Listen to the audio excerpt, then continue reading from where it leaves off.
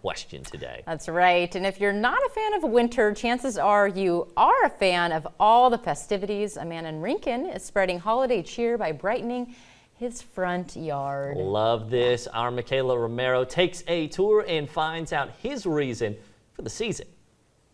The Polar Express. Whether you want to drive the Polar Express or dance with Santa and Mrs. Claus, there is something for everyone to enjoy at the Paget's Christmas light display. Okay, let's go. This is the tour. This is the train depot I built. That took like a 4-day project. Paul Paget says he begins working on his Christmas light extravaganza in October, and although it takes months to put together, he says it's a labor of love. And it is a lot of work, but I get see the children's faces and the parents bringing them out. It just warms my heart. He says just this year his heart has been warmed by the reactions he's gotten from the community. And I had a man that I had never met. Him and his wife were here, and he was tearing up. I was standing behind the train right there, and he was tearing up, and he says, "My name's Scott." He says, "Can I give you a hug?" He said, "I've been changed tonight." And I went, "Really? Yes, you can give me a hug." And my daughter was sitting back there in the chair, and she said, "Who is that man hugging you?" I'm like, "I just met. We're new friends."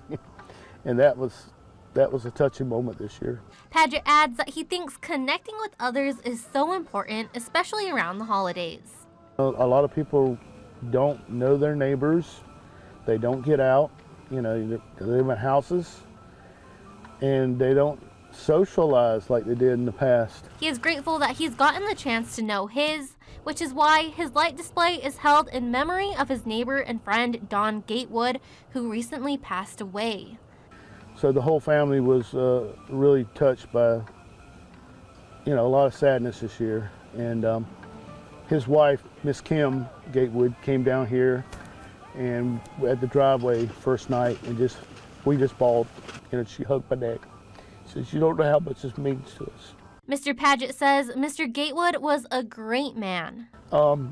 He would ride by while I'm out here working on lights, and he'd roll down the window and he'd say, "Boy, better you than me." And that was Mr. Don Gatewood.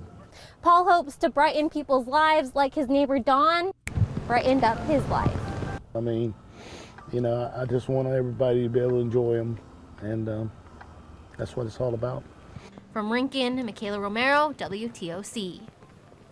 And you still have time to check out this light display until New Year's Eve. To learn more about the location and times, you can check out all of that information on our website. Wow. That was a really special style. I didn't expect it to take that kind of the power of a display, right? You can just drive by and think, "Oh, cool, neat," right. But what a story behind it. Yeah, and I think that it just shows too, again, community. We're all craving for community more than ever. And so it's just reaching out to someone and not being afraid to ask for that hug. Yeah, that's absolutely true. You never know how far it can go. Now, as Paul mentioned, that light display in memory of his neighbor and friend, Don Gatewood, who recently passed away. Now, we talked to the widow of Don, who tells us the light display is very dear to her. And tomorrow would have actually been her and her husband's 47th anniversary. So that's a special one. Mm-hmm.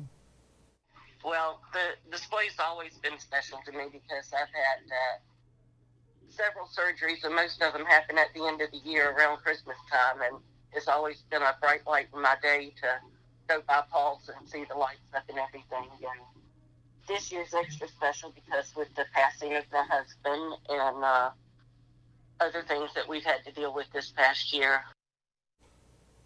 Yeah, continued just giving them all of the grace and the comfort to that family. Yeah. And it's got to be nice for her to have something familiar, right? Mm-hmm. Oh, we used to share this together. This used to be something kind of fun to drive, to walk by, right. And now she probably finds the memory there a little bit, the warmth from it this year. I would agree with that. Pretty special. Okay, well, a group in Tattnall County, this is special too.